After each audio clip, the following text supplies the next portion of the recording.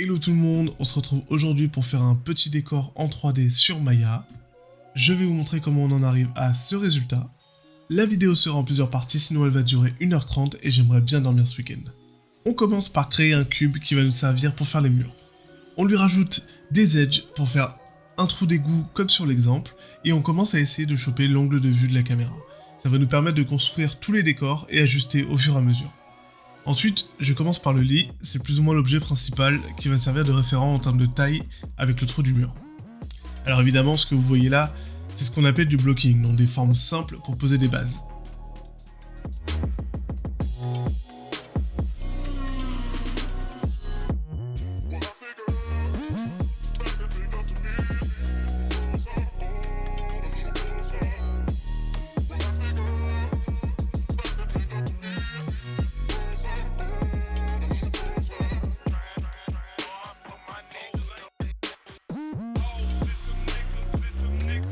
Ensuite, on passe au deuxième élément important dans le cadre, le pneu de camion.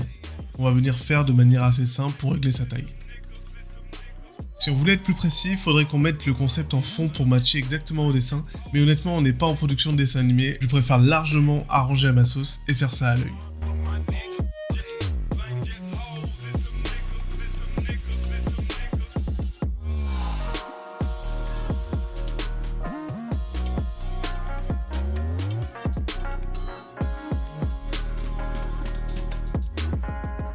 Ensuite, on a une pile de boîtes de chez Pitaya là, donc pareil, on fait des formes simples, le minimum de détails et j'essaie de faire une composition qui marche au mieux en 3D.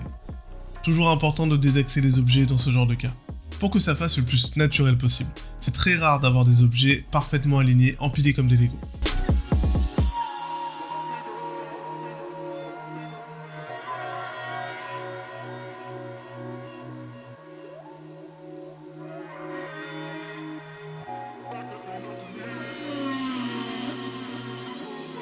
On part d'un cube que j'étire pour faire une dalle du sol, on fait une petite ligne qu'on va dupliquer et décaler pour avoir le même effet que sur le concept. C'est très simple à faire et ça nous donne déjà un peu plus d'informations, ça va nous faire des repères pour certains placements.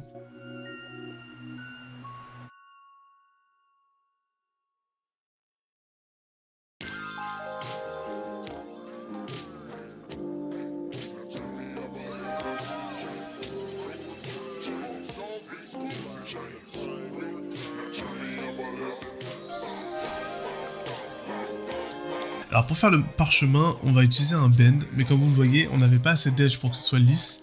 Je corrige un peu l'intérieur et on fait une épaisseur.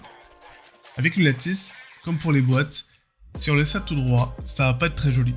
Donc on vient réduire un peu la largeur au centre et on casse un peu la shape. Bon, les boîtes à pizza, on va pas tergiverser là-dessus. On reprend juste le même principe pour le placement, tout doit avoir une rotation et un décalage pour que ça fasse un bordel naturel. On n'oublie pas de se mettre dans la vue de la cam pour coller un minimum à notre concept.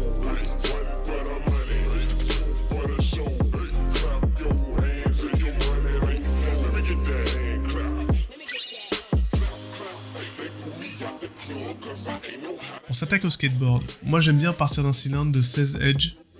Je prends la moitié des polygones et je fais une extrude. J'essaie d'avoir une forme cohérente qu'on va pouvoir ajuster au besoin.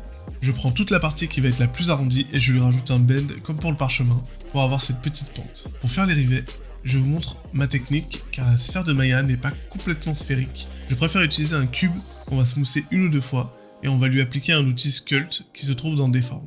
Ça va arrondir complètement le cube. Tu pourrais me dire oui, mais quand t'as smoothé, il était déjà rond ton cube. Non, les 8 coins du cube ressortent quand tu le smoothes et on est assez loin d'une vraie sphère. Le dessous du skate, honnêtement, va pas du tout se voir. Donc j'ai quand même improvisé quelque chose de pas spécialement correct, mais ça fera largement l'affaire.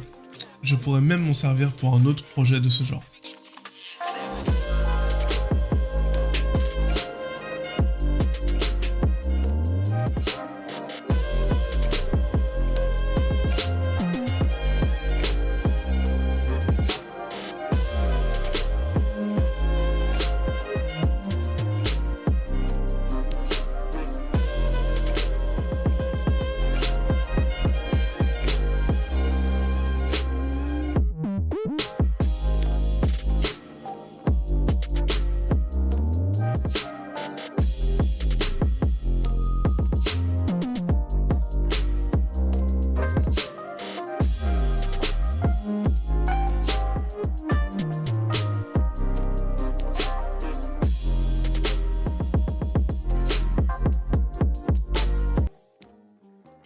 On enchaîne avec la lampe posée sur le pneu et je remarque qu'il faudrait faire l'intérieur du pneu.